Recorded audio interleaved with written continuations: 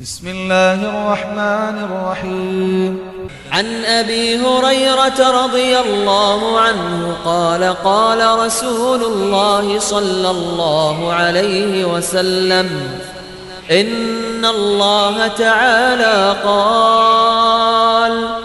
من عاد لي وليا فقد آذنته بالحرب،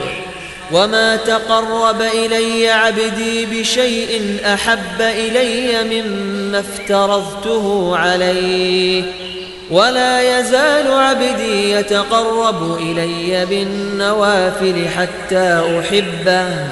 فإذا أحببته كنت سمعه الذي يسمع به، وبصره الذي يبصر به، ويده التي يبطش بها، ورجله التي يمشي بها، ولئن سألني لأعطينه، ولئن استعاذني لأعيذنه.